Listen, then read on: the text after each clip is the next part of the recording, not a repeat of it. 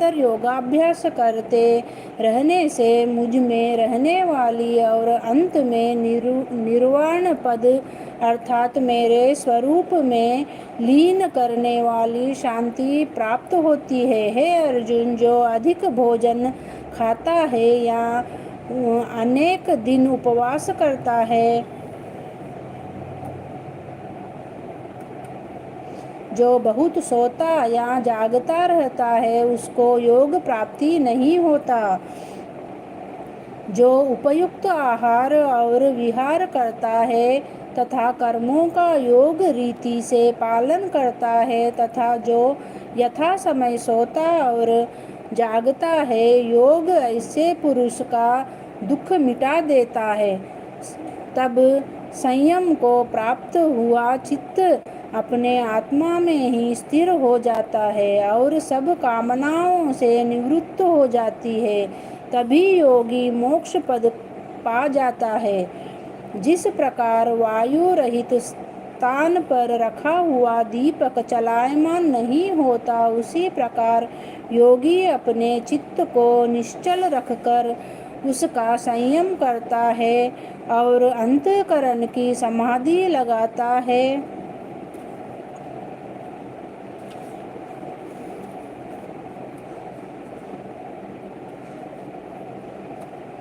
जिस जिस अवस्था में योगाभ्यास के कारण चित्त का वेग रुक कर विषयों से पृथक होने लगता है और जब शुद्ध अंतःकरण से आत्मा को ही देख कर आत्मा में ही संतुष्ट होता है, जिस अवस्था में वह अत्यंत सुख जो इंद्रियों द्वारा जाना नहीं जा सकता वरन केवल बुद्धि से जाना जाता है, अनुभव करता है, और जब वह योगी आत्मस्वरूप में स्थित हो, उससे विचलित न हो, उस अवस्था को पाकर फिर और कोई बड़ा भारी दुख उसे वहाँ से चलायमान नहीं कर सकता।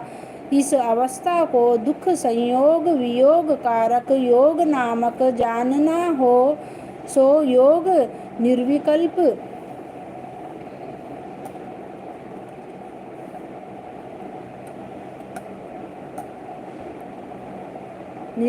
चित्त से निश्चय करके ही करना चाहिए। संकल्प से उत्पन्न होने वाली समस्त कामनाओं को त्याग कर और मन में सकल इंद्रियों को चारों ओर से रोक कर धैर्य के साथ बुद्धि को अपने अधीन कर धीरे धीरे विषयों से दूर हटे और भली भांति मन को आत्मा में स्थिर करके किसी पदार्थ की चिंता न करे।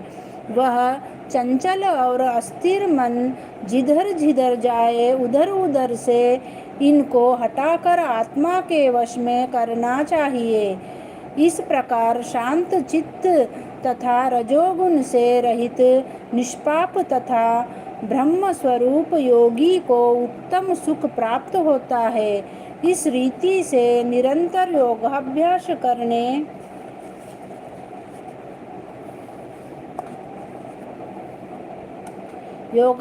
करने वाला योगी समस्त पापों से छूट कर सहज ही उस परम सुख को पा लेता है जो ब्रह्म के संयोग से प्राप्त होता है। जिसका मन योग में स्थिर हो गया, उसकी दृष्टि भी सर्वत्र समान हो जाती है।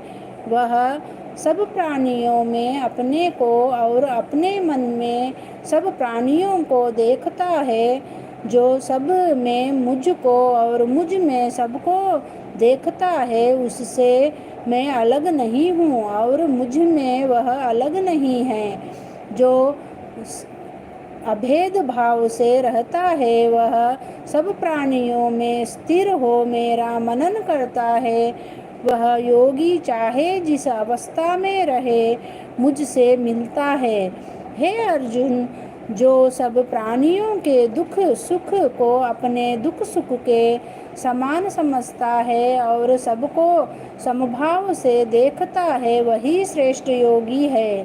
अर्जुन ने कहा कि हे मधुसूदन, आपने जो यह योग सिखाया